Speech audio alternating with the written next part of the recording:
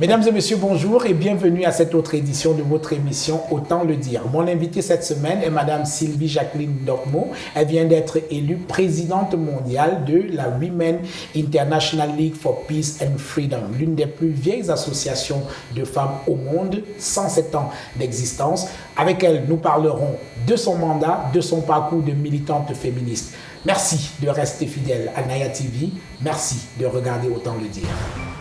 Sylvie Jacqueline Ndokmo, bonjour. Bonjour Jean-Bruno. Merci infiniment d'accepter l'invitation de Naya TV pour cette émission, Autant le dire. C'est moi qui vous remercie infiniment pour l'invitation. D'accord, avec plaisir. Nous sommes très heureux de vous recevoir au moment où vous venez à peine d'être élu. Vous avez été élu le 24 juillet dernier, présidente de la Women International League for Peace and Freedom. Une organisation de femmes centenaire, 107 ans précisément. C'est une vieille association. Voilà, c'est une vieille organisation de femmes. Autant dire, sans fausse modestie, que le Cameroun est honoré quand même de trôner à la tête d'une telle organisation grâce à vous. Toutes mes félicitations. Alors, qu'est-ce que vous pensez avoir été l'atout qui vous a porté à la tête de cette organisation?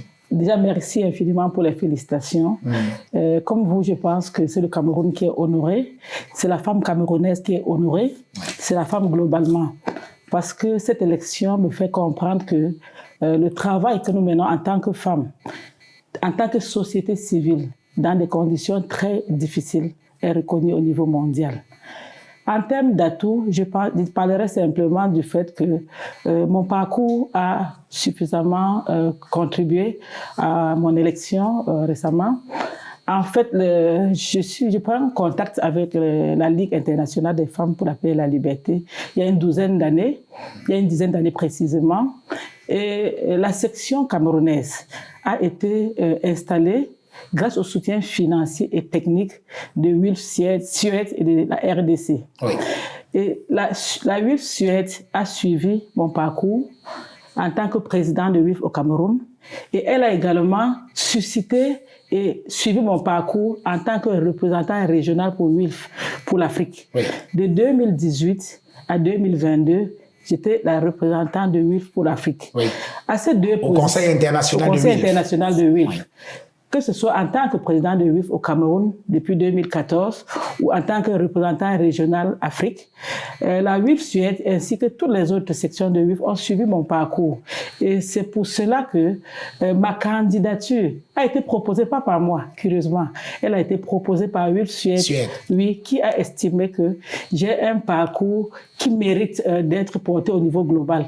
Il pensait simplement que l'expérience que j'ai pu acquérir au niveau national à travers un certain nombre de projets et également le travail que j'ai fait en Afrique doit être partagé au niveau mondial. Il fallait que WILF dans sa globalité puisse en bénéficier. C'est pourquoi non seulement WILF Suède a suscité ma candidature, a proposé ma candidature, mais 15 sections de WILF en Afrique, sur les 19, ont envoyé des témoignages pour de soutien. Effectivement, moi j'ai lu les témoignages de soutien à votre candidature venus du Burundi, du Soudan, de l'Ouganda, d'un certain nombre de pays africains, 14 ou 15 au total. C'est 15 pays. Oui, alors 15 pays. J'ai trouvé ça quand même assez remarquable parce que dans de nombreuses organisations internationales, l'Afrique perd souvent des sièges parce que n'a pas pu obtenir le soutien d'autres Africains. Et là, chez vous, ça a été quelque chose de totalement différent. Vous avez été porté par les pays africains. Absolument. En réalité, WILF compte en ce jour 41 sections et 5 groupes. Et c'est les sections qui ont droit au vote. Ça veut dire que sur les 41 sections, il y en a 15 en Afrique. Et j'ai bénéficié avant le congrès, sur les 19 sections de WILF en Afrique, du soutien vraiment actif de 15 sections. Et ce soutien a été matérialisé par des témoignages. Tout à fait. Des témoignages que j'ai lus et qui sont assez intéressants. Et qui ont été portés à la table des délégués par l'Afrique du Sud. Donc ça, je peux le dire, c'est l'Afrique, c'est la Suède et c'est beaucoup d'autres membres de WILF à travers le monde qui apprécient mon travail, qui ont décidé. Alors, parce que si l'Afrique a 19, disons une quinzaine de pays et la Suède, je voudrais dire que j'ai eu 69 voix sur 100 une voix. Oui. Ça veut dire qu'il n'y a pas que la Suède et l'Afrique, il y a plein d'autres pays qui ont soutenu ma candidature, à qui je dis merci. Oui.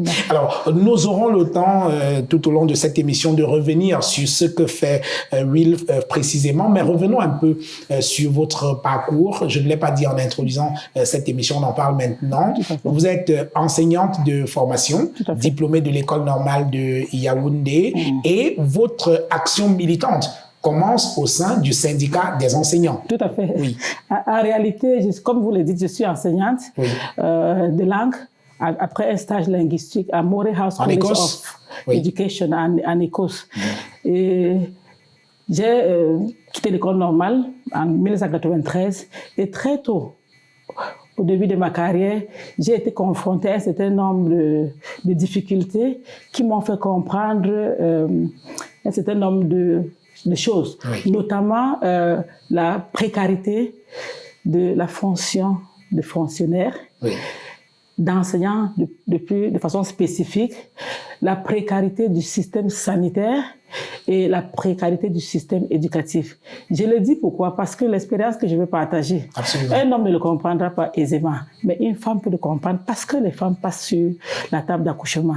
Donc très tôt, au tout début de ma carrière, c'est-à-dire en 1994, ayant quitté l'école en novembre 1993, j'ai dû faire face déjà à une baisse drastique des salaires des fonctionnaires au niveau du Cameroun. Au moment où nous sortons de l'école normale, il y a une baisse drastique qui fait que le fonctionnaire de catégorie A2, que je suis, enseignante, passe de 210 000 francs de salaire de base à 66 000. C'est-à-dire pratiquement le tiers. Le tiers. Pendant plusieurs mois, c'est mon époux qui fait le déplacement de Bamenjou, où j'étais à mon premier poste de travail pour Yaoundé, pour suivre le dossier. La bureaucratie. La bureaucratie, ça fait plusieurs mois, et peut-être, je ne me rappelle plus combien de temps exactement, mais après plusieurs mois, près d'un an, j'ai dû me déplacer personnellement quand il fallait aller toucher cet argent. J'ai quitté Bamenjou, je me suis retrouvée à Yaoundé, et j'avais 7 mois et demi de grossesse. Il a fallu arpenter les escaliers de 8 étages au ministère pendant 48 heures pour, au bout de 48 heures, rentrer en possession de 425 000 francs. Qui représentait 6 mois de salaire en tant qu'enseignante de catégorie A2. Sauf que, malheureusement, ce même jour, j'ai eu un malaise. J'ai eu un malaise qui m'a conduit à l'hôpital. Et à l'hôpital, 2 choses. Déjà, malade de mon état, j'ai dû assister ma voisine de lit toute la nuit. Elle était malade, moi j'étais malade, mais elle était plus malade, peut-être pas plus malade, mais elle saignait abondamment et elle n'était pas assistée. Donc j'ai passé toute la nuit à l'aider parce qu'à chaque fois elle me dit, madame, s'il vous plaît, est-ce que vous pouvez m'aider? Donc j'étais obligée, moi malade, de me lever pour assister une autre dame. Et le lendemain, j'ai connu le plus gros choc de ma vie parce que les médecins sont arrivés lors de la ronde. Et pendant qu'ils faisaient la ronde, quand ils sont arrivés chez elle, ils ont commencé à prélever et à tenir des propos qui n'étaient pas très gais, à mon avis. Oui, elle lui a dit, madame, aidez-nous à vous aider. C'était très dur, en tout cas, en tant que propos. Mais cette dame était en train de mourir. Parce que quelques secondes après, j'ai vu, on a couvert la face. J'ai demandé ce qu'il y a. On me dit, elle est morte.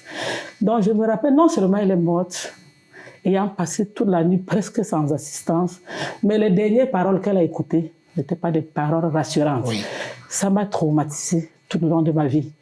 Et quand j'en parle, j'avais beaucoup d'émotions et j'ai l'impression que ça s'est passé il y a 2 jours.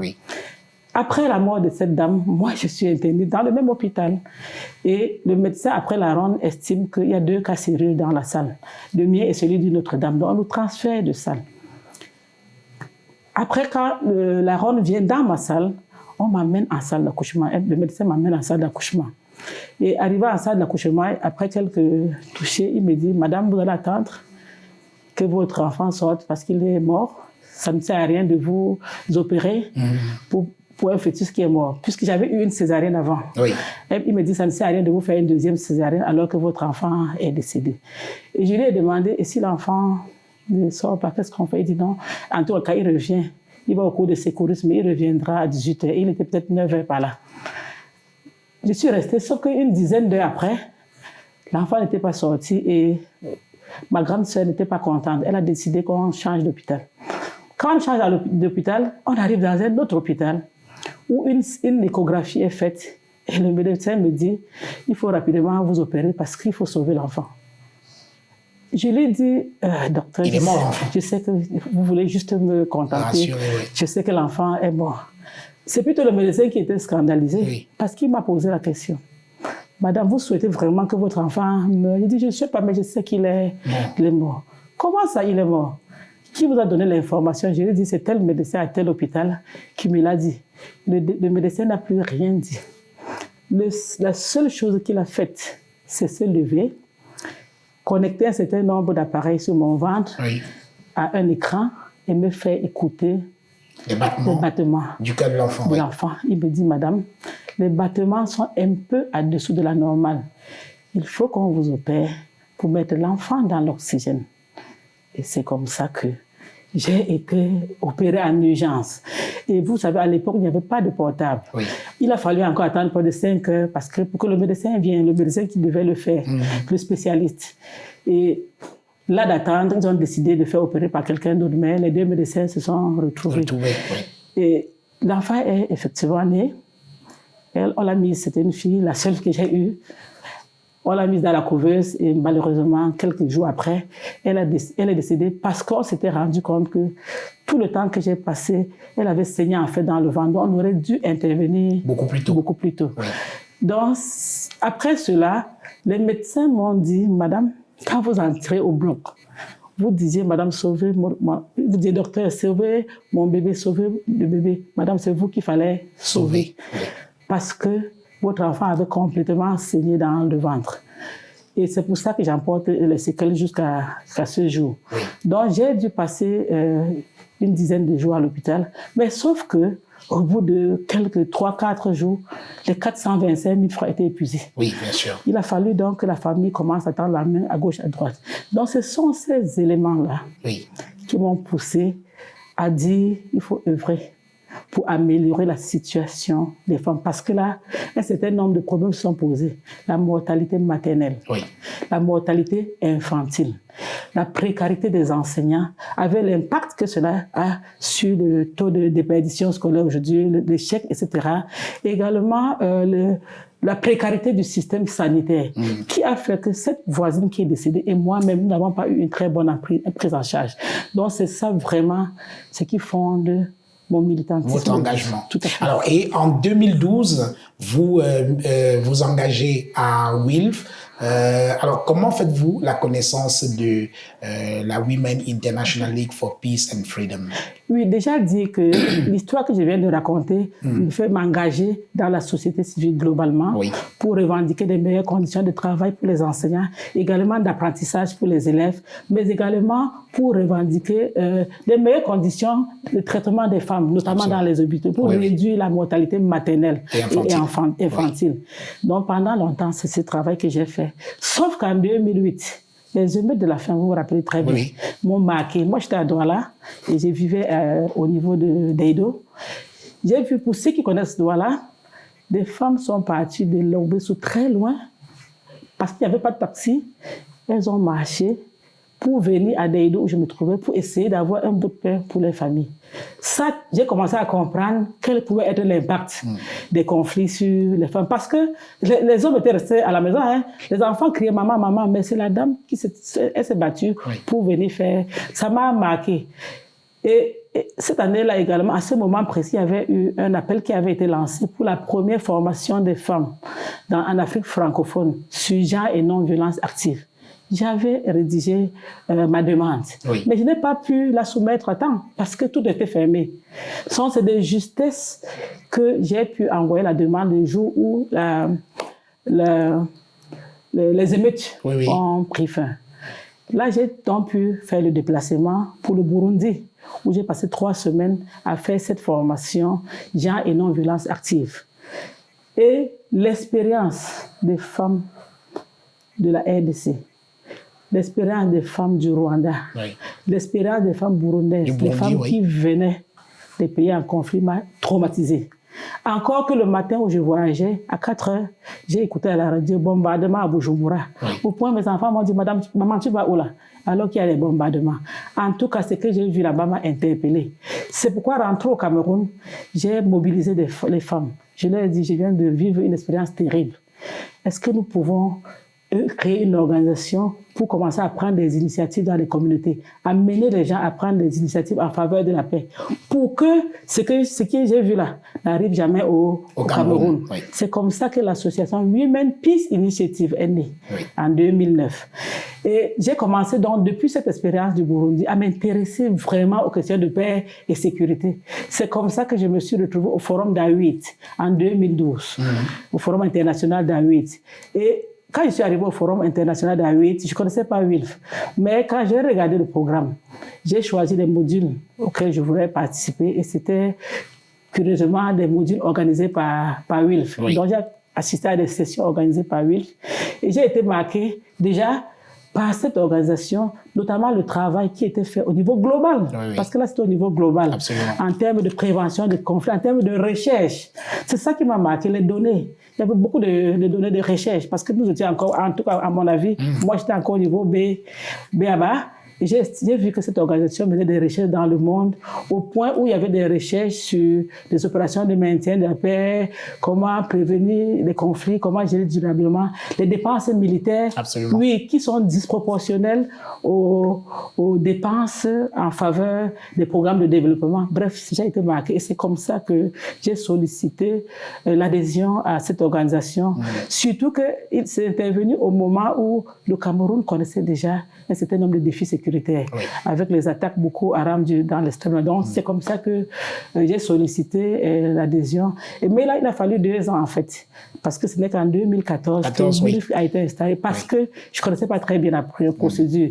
Mais après, WILF Suède et WILF RDC m'ont accompagné et c'est comme ça que, en janvier 2014, avec l'appui de ces 2 partenaires dont je viens de parler, nous avons fondé la section camerounaise de WILF. Oui. Alors, et ensuite, vous allez devenir la représentante Afrique au sein du Conseil international de WILF. Tout à fait. En réalité, quand WILF Cameroun est né, je voudrais déjà préciser qu'à WILF, quand vous créez une section, c'est pas section, ça s'appelle groupe. Oui. On commence comme groupe. Et vous ne devenez section qu'après un passage au congrès. Parce qu'au congrès, vous devez présenter un rapport de ce que vous avez pu faire. Donc nous avons eu la chance d'avoir juste 1 an avant le prochain congrès.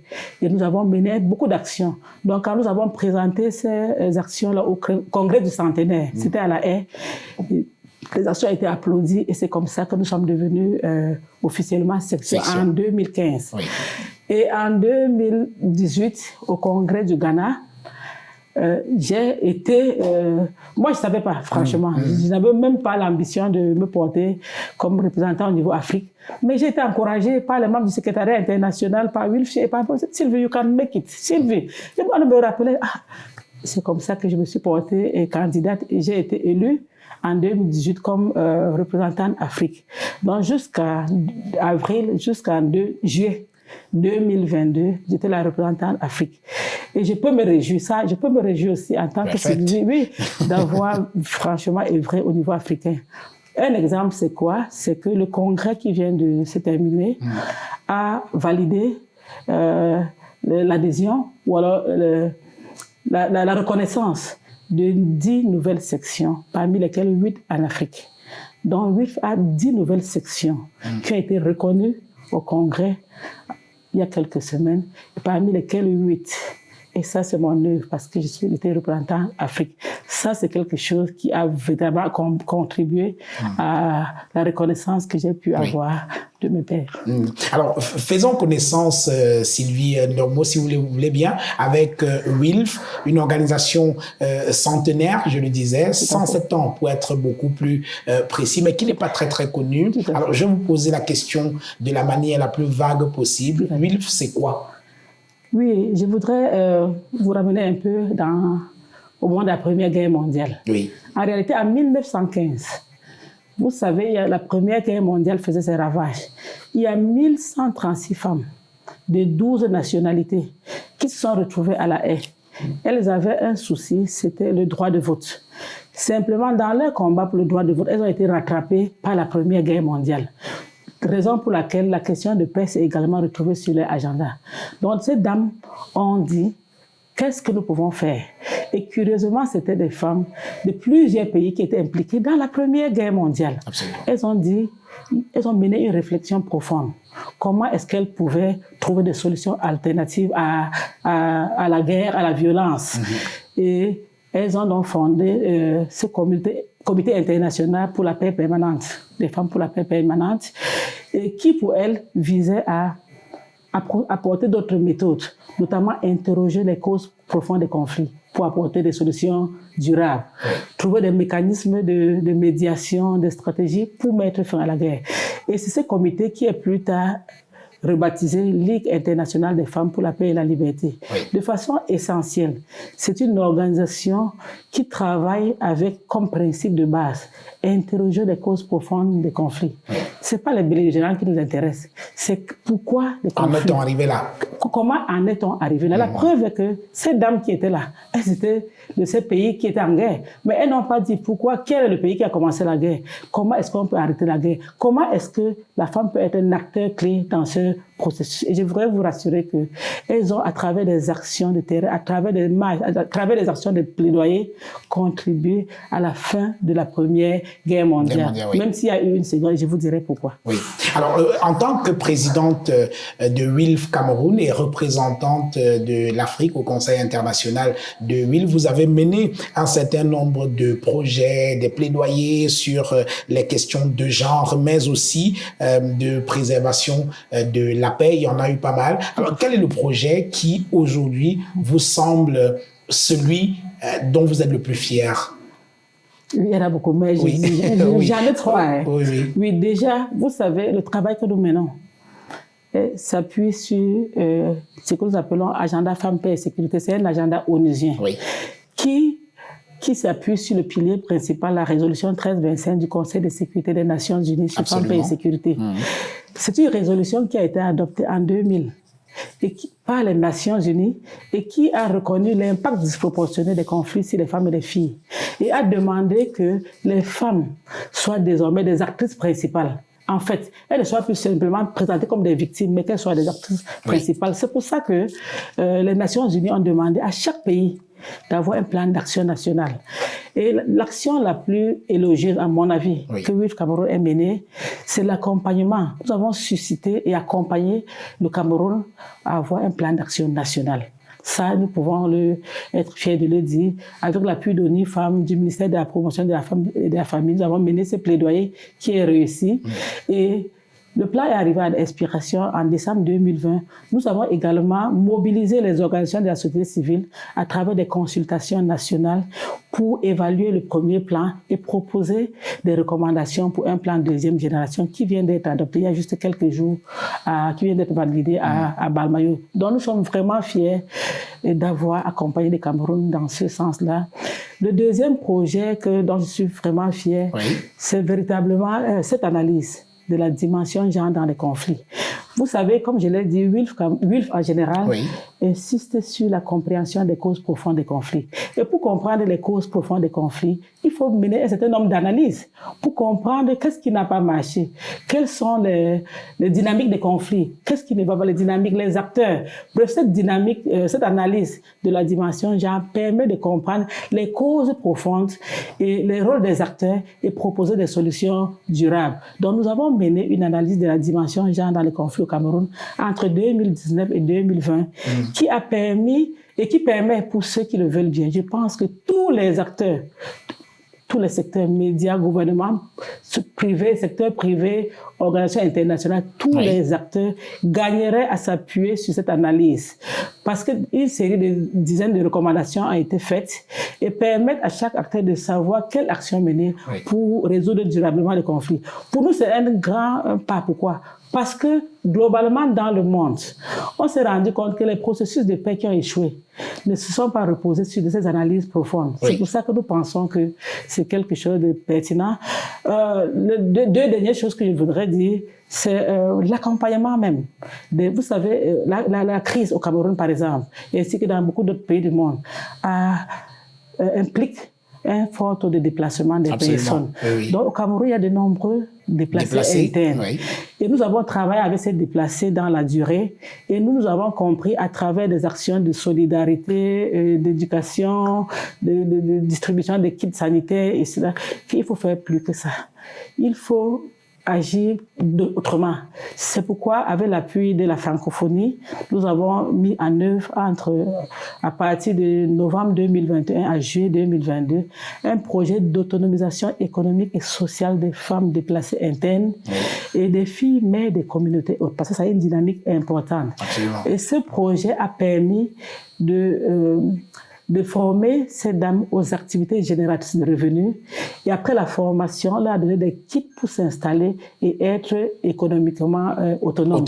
Et après cela, nous sommes rentrés en jeu avec notre module, celui de WILF, cohésion sociale, pour amener ces personnes vulnérables à devenir des agents de changement dans la communauté. Mais il fallait d'abord leur donner les moyens de se prendre en charge autonomiquement. Donc, c'est un projet très important pour nous. Oui. Le dernier, il y en a plusieurs que je voudrais mentionner. Oui, le dernier, c'est les jeunes. Oui. Les jeunes. Nous avons formé des jeunes influenceurs web pour la paix. Vous savez, aujourd'hui, on parle de plusieurs types d'influenceurs, mais nous avons pensé que autant des discours de haine sont profusion sur les réseaux sociaux, le tribalisme et autres, nous voulons former une autre cohorte de jeunes qui est capable de combattre ces discours-là avec des messages de paix. Donc, c'est une initiative qui a commencé à l'ouest et ensuite au littoral, que nous voulons voir nationale, africaine et mondiale, c'est-à-dire des jeunes qui se mobilisent en tant qu'influenceurs web pour la paix à travers un certain nombre de campagnes sur les réseaux sociaux. Donc, vous avez mené énormément de projets, en témoignent les 4 que vous venez de citer, mais il y en a un que vous avez mené en 2018 lors de la présidentielle au Cameroun, l'élection présidentielle, malheureusement en Afrique, qui donne souvent lieu, les élections que ce soit présidentielles ou locales, qui donnent très souvent lieu à des conflits. Et en 2018, vous avez lancé un projet qui visait à la prévention des violences électorales. Alors, en quoi est-ce que ce projet a consisté? Déjà, merci de me donner l'opportunité de parler de ce projet. Oui. Il y en a tellement que c'est difficile. Oui. Mais c'est alors, j'ai trouvé celui-là particulièrement intéressant. Pertinent. Oui. C'est la salle de veille d'alerte. C'est un projet qui permet de donner aux femmes et aux jeunes la possibilité de jouer un rôle prépondérant dans la tenue d'élections pacifiques. Il est question, c'est un projet qui permet de mener des actions avant, pendant et après. Des actions virtuelles et qui concourent à la veille des élections, à la mise sur pied d'une salle physique de veille et d'alerte. En amont, c'est des actions d'éducation citoyenne pour permettre, par exemple, aux femmes de s'inscrire sur les listes électorales, la formation des observatrices de violences électorales. Vous comprenez pourquoi il faut d'abord les encourager à s'inscrire. Absolument. À s'inscrire. Oui. Donc, c'est un certain nombre d'actions. Et également, l'observation des violences électorales. Pendant l'élection proprement dite, il y a des téléopérateurs qui sont dans une salle physique et qui reçoivent des coups de fil du terrain qui portent à l'attention à notre attention, je voudrais dire, toutes les situations susceptibles de générer des conflits. J'ai oublié de mentionner que cette salle de veille d'alerte est adossée sur un centre d'appel avec un numéro vert 8243 qui permet aux populations d'appeler gratuitement et de s'exprimer en anglais, en français, en Fulfulde et en Pidgin et porter à notre attention. Donc, elle a été mise sur pied pendant l'élection justement pour prévenir les violences électorales. Et une des actions phares que je voudrais mettre à l'actif de cette initiative, c'est la formation des responsables, des leaders politiques en amont, avant l'élection présidentielle, parce que nous avons pensé que il était de bon ton que les leaders politiques aient un agenda paix et sécurité. Qu'est-ce qu'ils font en tant que leaders politiques pour limiter la violence les discours de haine, par exemple, dans leur milieu, qu'est-ce qu'ils font pour que leurs militants comprennent les enjeux de la paix autour de l'élection? Parce qu'il s'agit d'une élection. Il ne s'agit pas de détruire l'un ou l'autre. Absolument. C'est ça. Donc, il faudrait que les militants soient éduqués. C'est pour ça que nous avons mené ce projet avec ces salles de veille et d'alerte qui, aujourd'hui, est devenu un outil d'éducation à la paix. Parce que, contrairement à d'autres pays, il n'y a pas que le Cameroun qui a une salle de veille et d'alerte. Il y a d'autres pays qui l'ont eu avant nous. Mais ailleurs, après les élections, elles se ferment. Mais nous avons maintenu la nôtre simplement. Pourquoi? Parce que le rythme des appels, les populations appellent de façon régulière. Et à chaque fois, nous faisons des rapports acquis de droit pour que les autorités prennent des actions préventives. Donc, c'est un projet vraiment important qui est devenu aujourd'hui un véritable outil d'éducation à la paix et de prévention des violences. Alors, comment est-ce que ce projet il a été reçu par les différents acteurs, que ce soit les acteurs gouvernementaux ou alors les citoyens? Oui, au niveau des citoyens, c'est un projet. Il y a d'abord eu, je dirais, un peu d'hésitation. Oui. Que ce soit de la part de ceux qui appellent ou des dirigeants. Parce que pour ceux qui appellent, ils avaient ce souci de confidentialité. Ils avaient peur que les informations qu'ils portent à notre attention puissent se retrouver sur la place publique. Donc ça, nous avons l'obligation morale de ne pas dévoiler les identités. Mais c'est le problème posé qui est le plus important. C'est pas l'identité de la personne n'est pas spécialement importante, mais le problème posé, pouvait poser un conflit, est-ce qu'on peut la rattraper? C'est ça qui est le plus important et non l'identité de la personne. Au niveau de l'étatique, nous avons eu également, malheureusement, je ne sais pas qui, beaucoup de menaces. Des gens qui nous disaient, nous roulons pour l'étranger, en tout cas, vous nous aurez sur votre chemin, etc. Mais notre action, vraiment, c'est une action d'accompagnement de l'État. Il s'agit de prévenir des violences électorales. Et je ne pense pas qu'en le faisant, c'est faire du mal à qui que ce soit. Donc, je voudrais simplement, vous me permettez là, de relever un problème qui est celui de comprendre que la paix au Cameroun est une co-construction. Il ne s'agit pas de laisser tout à l'État, il ne s'agit pas de laisser tout à la société civile. Tout le monde doit y mettre du sien. Donc, ce que nous chacun a intérêt à ce qui est la paix au Cameroun. Nous avons tous intérêt. Et nous le faisons, ce projet l'avons mené. Et je vous assure, il y a eu vraiment des témoignages. Et ça, même du côté de l'État, ils le savent, qui ont permis d'éviter des situations qui auraient pu dégénérer au niveau du terrain. Mais l'existence de cet outil, de ce numéro vert, a permis rapidement de rattraper cette situation. Alors, est-ce qu'au-delà de votre engagement pour les questions de paix, de préservation de la paix sociale dans les périodes électorales, est-ce que vous êtes aussi intéressé, est-ce que cela fait partie de votre agenda, l'engagement politique des femmes? Est-ce que ça, c'est une préoccupation qui intéresse la présence des femmes dans les sphères politiques? Je voudrais rassurer Jean-Bruno en disant que j'ai tout à l'heure parlé de l'agenda Femmes, Paix et Sécurité, qui s'appuie sur la résolution phare, la résolution 1325. La résolution 1325 ça est adossée sur 4 piliers. Le premier pilier, c'est la participation. Donc, c'est le pilier le plus important. C'est le deuxième, je pense. Le plus important, la participation des femmes aux instances décisionnelles. C'est évident. C'est-à-dire que si les femmes sont absentes, ça pose problème au niveau de WILF. Parce qu'elles doivent être présentes, elles doivent être sur la table des décisions. On ne peut pas prendre la décision à leur place. C'est pour ça que cet agenda, globalement, demande, au-delà de la préservation de la paix, de la prévention des conflits, que la participation des femmes soit assurée. Il est question qu'elles se retrouvent sur les tables. C'est pour ça qu'un accent important est mis sur cette participation politique des femmes. Alors, et tout à l'heure, vous avez évoqué un peu le rôle que vous jouez aux côtés des femmes pour les rendre beaucoup plus autonomes. Vous avez commencé à répondre à une question que je vous avais même pas encore posée. Alors, l'un des problèmes auxquels les femmes font face, c'est connu, c'est la précarité des femmes. Il y a une certaine dépendance économique qui grève considérablement leur considération dans la société. Or, on a l'impression que dans les actions que vous menez, il y a très peu, je me trompe peut-être, très peu de projets qui sont menés dans le sens de rendre les femmes beaucoup plus indépendantes sur le plan économique. Évidemment, toutes les féministes vous le diront, la première indépendance des femmes, elle est économique. Oui, je voudrais déjà peut-être faire une précision que je n'ai pas faite au début. Oui. Dire que WILF, essentiellement, essaie de lutter contre un certain nombre de systèmes d'oppression qui sont interconnectés. Absolument. Le capitalisme, le racisme, le colonialisme, etc. Donc, c'était ce système d'oppression-là qui perpétue les inégalités et les violences. Oui.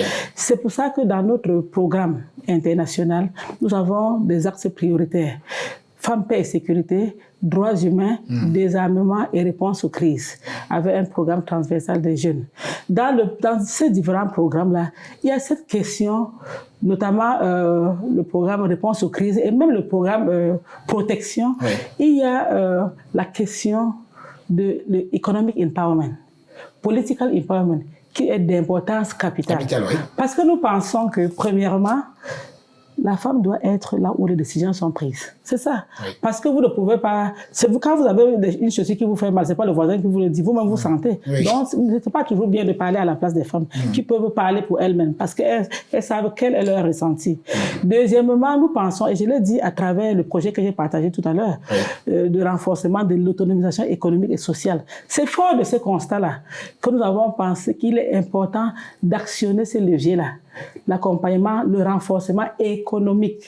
Parce que beaucoup de vulnérabilités des femmes à nos jours sont du fait qu'elles sont économiquement vulnérables. Oui, oui. C'est pour ça que WILF, au niveau global, à tous les niveaux, met un accent sur le renforcement de l'autonomisation économique des femmes. Ça, j'ai donné l'impression de n'en avoir pas parlé simplement parce que je n'ai pas décliné les programmes de WILF. Absolument. Il y a le programme Femmes, paix et sécurité. Il y a le programme désarmement. Il y a le programme droits humains. Il y a le programme réponse aux crises. Il y a le programme de Jeunes WILF. Donc, cette question est centrale parce que, comme dans le cas du Cameroun que j'ai partagé tout à l'heure, on a compris, malgré tout l'accompagnement qu'on apportait aux personnes déplacées, par exemple, aux femmes déplacées internes, il était important de les accompagner dans la durée, en leur donnant les possibilités d'être économiquement stables. Sans laquelle elles ne peuvent rien faire de durable. Alors, et c'est cette stabilité économique, cette indépendance économique des femmes qui peut vous aider à lutter contre le patriarcat qui semble être quelque chose de fondamental chez vous. Hein. Oui, ça devrait être chez nous tous. Hein. Oui. Oui, en réalité, ça devrait être chez nous tous parce que le patriarcat et tous ces systèmes d'oppression-là, en réalité, perpétuent les inégalités. Parce que c'est une course vers le pouvoir. C'est une course vers le pouvoir. Et le pouvoir que nous voulons voir prévaloir, une masculinité un peu écrasante. Écrasante, militarisée, etc. Et ce que nous voulons voir prospérer, c'est le pouvoir. Nous voulons voir un État qui se positionne comme celui-là, qui promeut la paix. Il y a des États qui font la course à l'armement, il y en a qui sont nombreux. Mais on veut encore voir ce leadership mondial pour la paix. On n'arrive pas encore à véritablement le voir. C'est pour ça que nous pensons qu'il faut déconstruire ces patriarcats qui maintiennent la femme dans des positions qui ne leur permettent pas de contribuer de façon efficace au développement. Déconstruire le patriarcat, dites-vous, et qu'est-ce que vous faites un peu des contingences sociales et culturelles? Vous êtes africaine, camerounaise en l'occurrence. Oui, en réalité... On est dans des sociétés très patriarcales. Tout à fait. Déconstruire le patriarcat veut dire essayer de voir dans tout ce qui est culturel, ce qui est progressif, ce qui est utile. En réalité, tout n'est pas mauvais dans la culture, pas du tout. Non. Mais quels sont ces éléments culturels? Non, pas du tout. Tout n'est pas, au contraire, bien entendu, tout n'est pas mauvais. C'est pour ça qu'il faut pouvoir identifier dans les éléments de culture quels sont ces éléments qui peuvent aider la femme et non pas la ramener en arrière. C'est de ça qu'il est question. Il n'est pas question de déconstruire tout ce qui est culturel, non, pas du tout. Mais de pouvoir voir ces pratiques-là. Par exemple, dans le cas du Cameroun, je prendrai un exemple, pas seulement du Cameroun, et dans d'autres pays, il y a par exemple des pratiques, des rites de veuvage par exemple. Les rites de veuvage, c'est des rites qui peuvent être faits juste en respect de la culture. Mais la façon dont ils sont menés dans certaines cultures fait froid au dos. alors il faut humaniser, par exemple, ces rites de veuvage. Donc, c'est pour dire que... Donc, vous n'êtes pas fondamentalement contre le principe, mais dans la manière dont c'est mené dans certains endroits. C'est la manière qui est importante. Parce que c'est ça, c'est un agenda, en fait. L'agenda doit être celui-là qui accompagne, qui aide les femmes à pouvoir contribuer efficacement, mais qui ne joue pas contre les femmes en tant qu'acteurs. Alors, vous êtes féministe, vous l'assumez très bien. Alors, lorsque dans l'environnement camerounais, par exemple, lorsqu'on présente une femme comme une féministe, ça crée un certain nombre de rejets, les gens prennent peur et tout. Rassurez-nous, quelle est la place des hommes au sein de WILF? Est-ce que vous êtes dans un entre-soi féminin ou alors vous estimez que les hommes ont un rôle à jouer à vos côtés dans le combat qui est le vôtre? WILF est une organisation qui agit selon les principes de la paix féministe. Ça doit être bien que la paix féministe. C'est-à-dire? Donc, je suis une militante, je suis une présidente de WILF qui œuvre, qui demande qu'on mette en œuvre les principes de la paix féministe. Je voudrais résumer ce principe-là en un principe onusien. Ne laisser personne pour compte. C'est de ça qu'il est question. Absolument. L'inclusivité, la transparence, la co-construction. Oui, c'est ça qu'on appelle la paix féministe. Celle-là qui interroge les causes profondes pour voir quelles sont les solutions durables qu'ils peuvent apporter. Celle-là qui fait de l'inclusion une priorité. Celle-là qui bâtit sur les contributions des uns et des autres. Et celle-là qui pense que l'approche de la base au sommet est meilleure. C'est-à-dire que dans mon village à Bafou, la contribution de la maman là-bas ne doit pas être négligée. C'est ça l'approche féministe.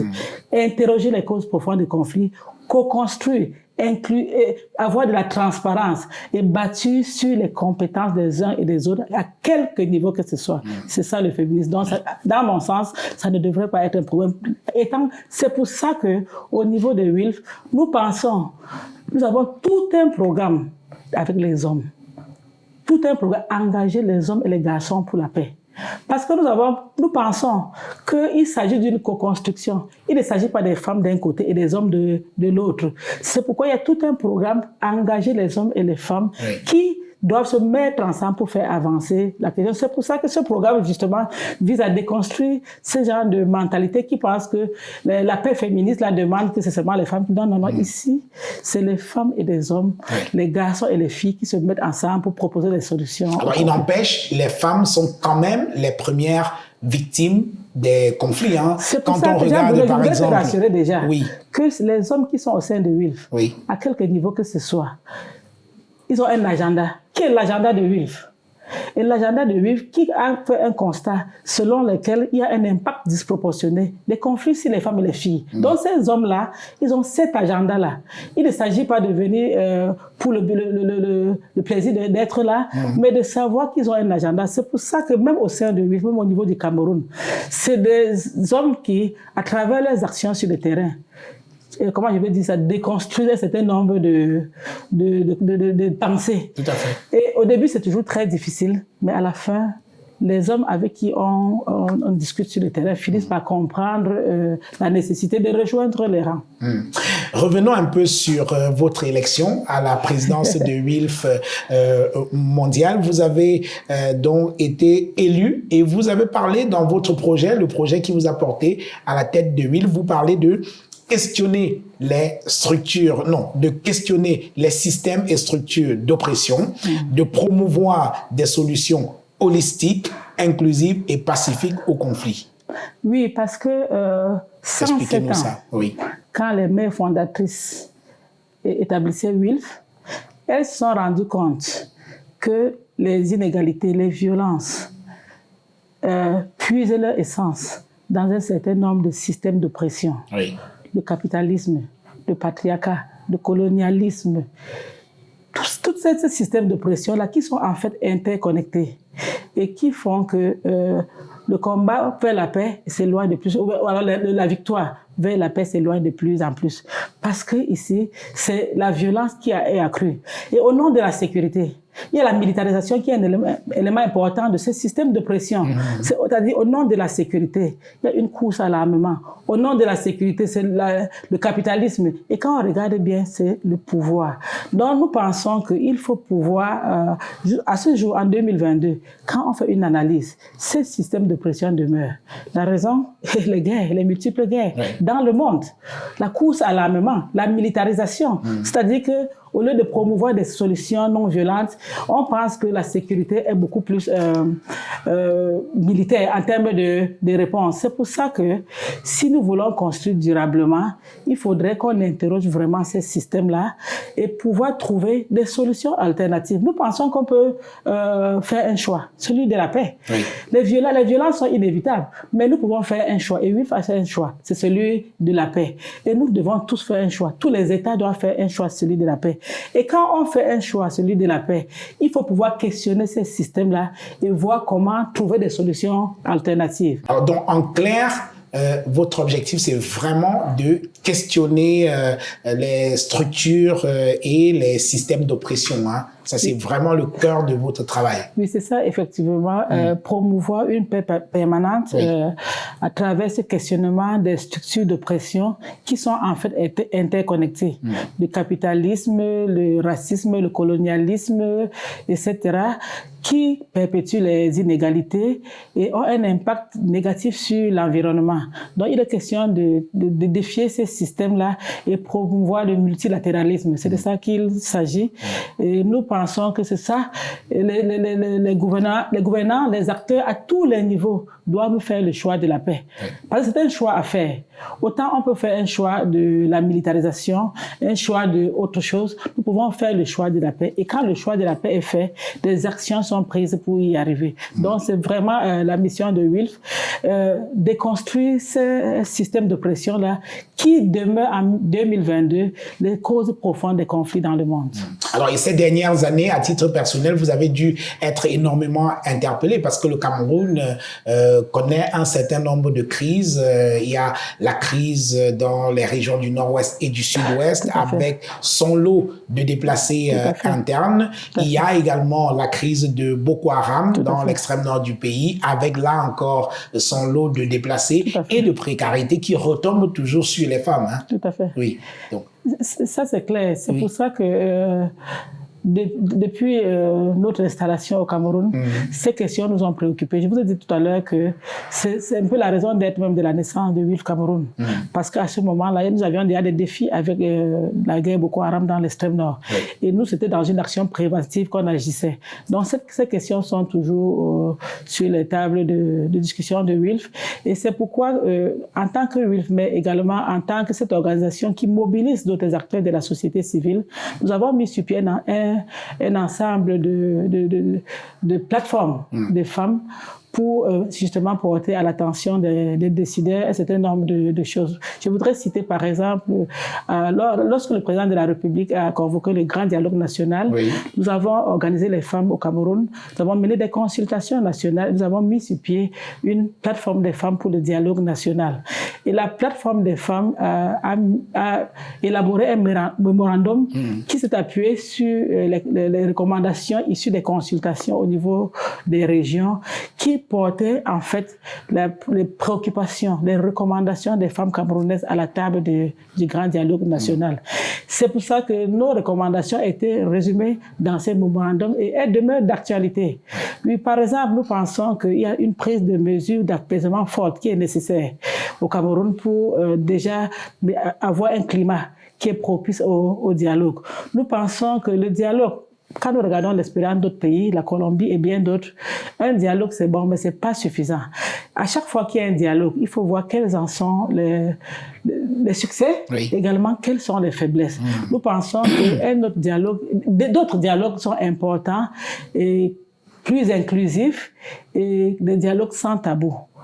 Et vous savez, on ne dialogue pas toujours avec ses amis. Non. Il faut dialoguer avec ses ennemis. Ça le sens du dialogue, même, c'est ça. C'est ça, en fait. Donc, il faut dialogue avec ceux les gens qui ne sont pas forcément d'accord avec nous. Nous ne voulons pas regarder dans les yeux. Absolument. Nous devons dialoguer avec eux. C'est ça. C'est pour ça que nous pensons que nos recommandations n'ont pas beaucoup changé parce qu'elles demeurent d'actualité. Les mesures d'apaisement fortes sont très, très importantes parce que l'environnement répressif n'aide pas beaucoup. Il faut des mesures d'apaisement fortes pour que le climat soit apaisé. Il faut également un cessez-le-feu de toutes les parties. C'est difficile de pouvoir mener des actions en faveur de la paix, un dialogue vraiment véritable. Pendant que les armes continuent de tourner. C'est pas, oui. C'est pas il possible, faudrait, et là, nous pensons que l'État du Cameroun a un rôle prépondérant à jouer.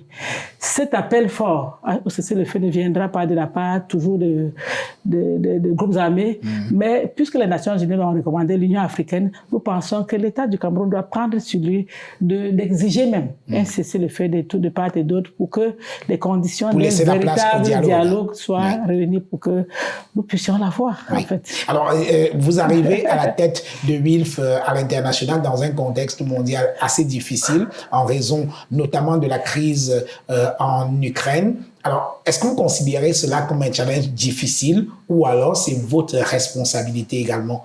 Parce que, en tant que présidente internationale de WILF, c'est une préoccupation majeure pour vous. Oui, c'est une préoccupation majeure pour nous parce que déjà, on se rend compte que les crises sont interconnectées. Absolument. Crise sanitaire, crise sécuritaire, etc.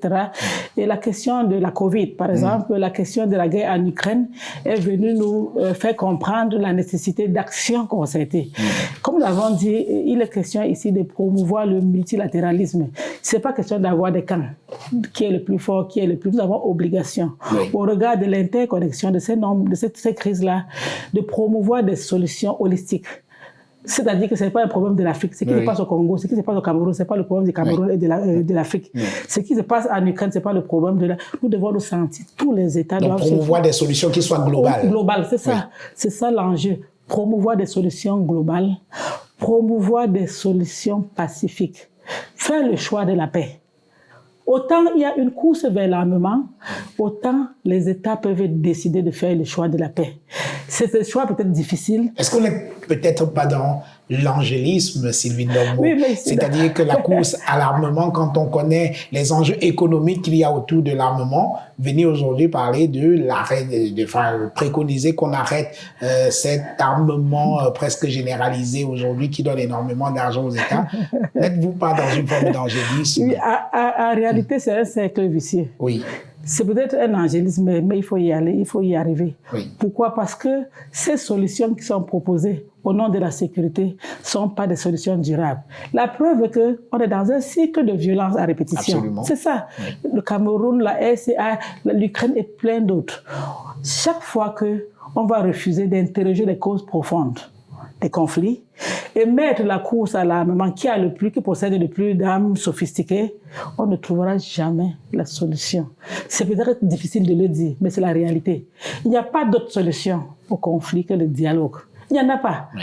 L'armement, les solutions militaires, Jean-Bruno, ne sont pas des solutions durables. Oui. On n'a qu'à regarder l'histoire de l'humanité. De tous les pays qui ont eu des guerres pendant des années, on a fini par se retrouver autour d'une table. Oui. C'est pour ça que mon appel, c'est vraiment de faire ce choix-là de la paix. Parce que nous avons été défiés par la Covid. Et nous sommes encore défiés par la guerre en Ukraine. Nous ne sommes pas des Ukrainiens, mais nous subissons les conséquences de la guerre en Ukraine. Tous les pays du monde subissent les conséquences de la guerre en Ukraine. Le message est le suivant. Les pays doivent se mettre ensemble pour pouvoir proposer des solutions durables. Si véritablement notre agenda est celui de la paix. Je préfère dire si véritablement. Parce qu'on peut prétendre avoir un agenda de la paix, mais en réalité, sur le terrain, on se rend compte que c'est un autre agenda dont mon appel. Et je veux m'y atteler vraiment à travers des actions politiques, à travers des actions de terrain.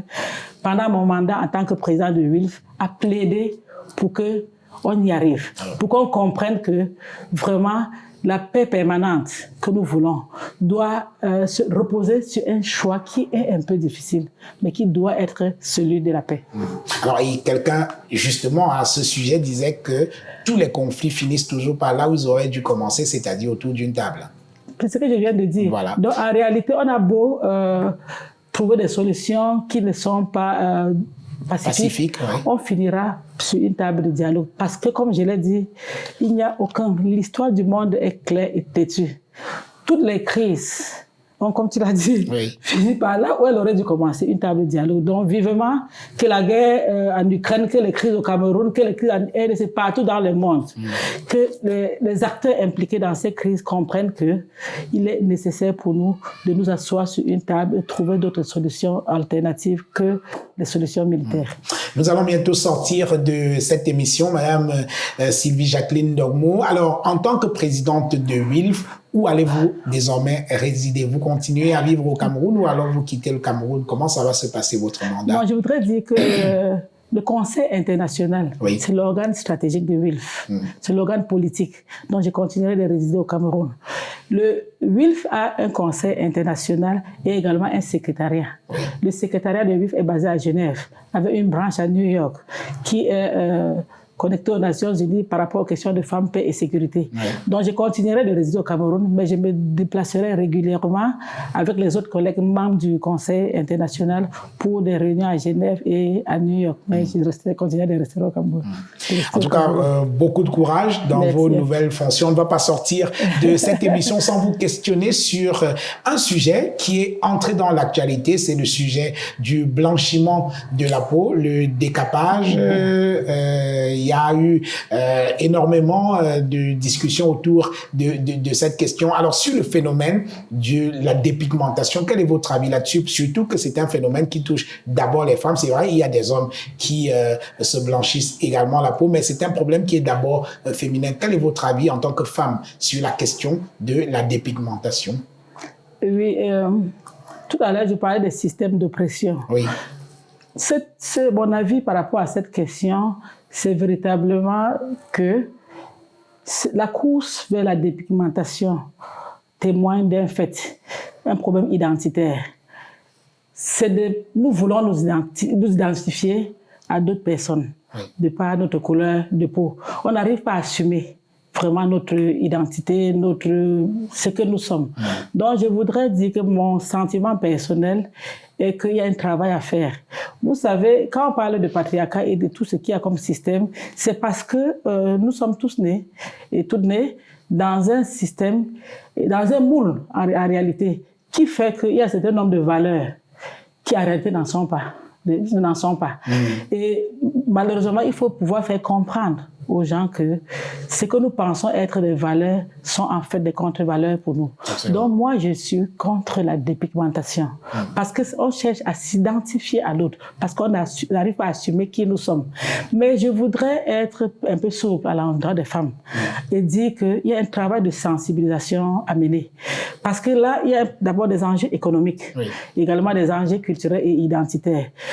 Les enjeux économiques, bien entendu, il y a une course à l'argent. Les gens veulent faire de l'argent sur cette question sensible. Donc, il faut... Il y a toute une économie autour du blanchiment de la peau. Voilà. C'est pour ça qu'il y a deux actions fortes à faire. Une action d'accompagnement et d'éducation des femmes et des populations à comprendre cela, sans les étiqueter, sans les blâmer forcément, mais également un plaidoyer fort à l'endroit de cette personnes-là qui font toute une économie autour de cette question.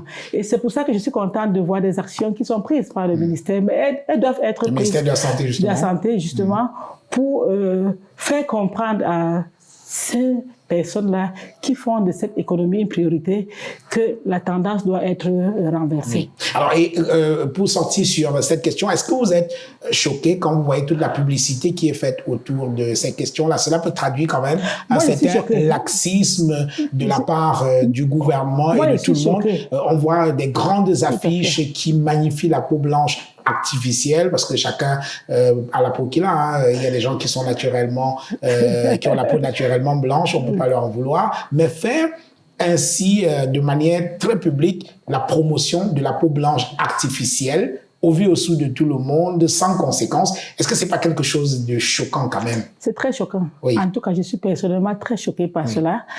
Et en tant que femme, non seulement je suis choquée, je vous ai raconté mon histoire. Globalement, je suis passée au bloc opératoire 7 fois dans ma vie.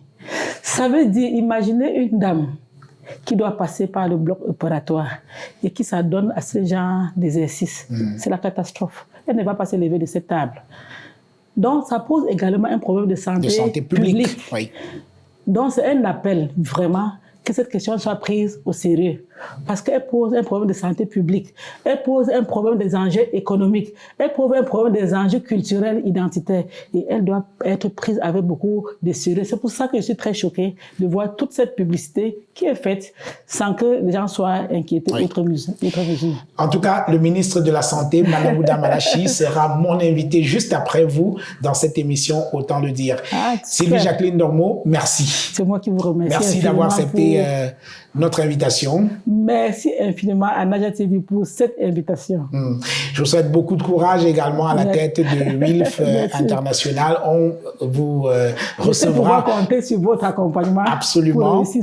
Avec plaisir. Merci. On vous recevra une autre fois pour faire un peu le bilan de votre présence à la tête de WILF International. Merci infiniment. Mesdames et messieurs, merci de nous avoir regardés. Ne manquez pas le rendez-vous de la prochaine édition de votre émission. Autant le dire, mon invité sera Manawuda Malachi, ministre de la Santé publique, et avec lui, évidemment, nous parlerons du phénomène de la dépigmentation qui a refait surface aujourd'hui à la faveur d'une actualité que vous connaissez mieux que moi. Vous en saurez un peu plus lors de la prochaine édition de votre émission, autant le dire. Merci d'avoir regardé. À bientôt.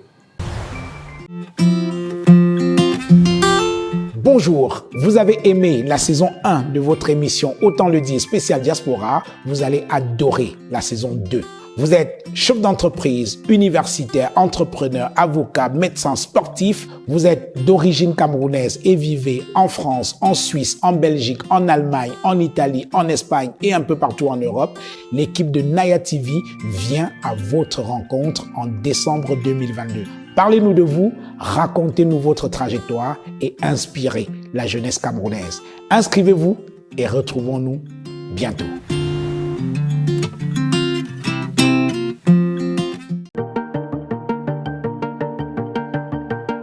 Bienvenue chez Bill Automobile. Bill Automobile est une entreprise spécialisée dans l'achat et l'expédition professionnelle des véhicules et engins vers le continent africain. Bill Automobile vous donne également la possibilité de faire du groupage à destination du Cameroun et surtout met à votre disposition un espace de stockage sécurisé. Bill Automobile, l'envie de vous servir. Nous avons pensé.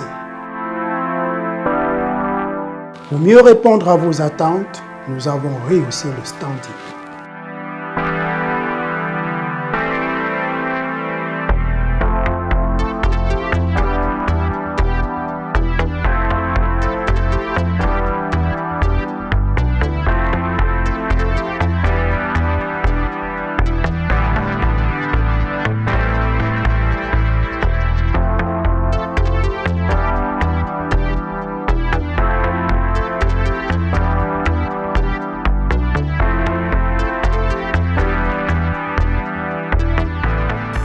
Hotel Le Quai d'Orsay.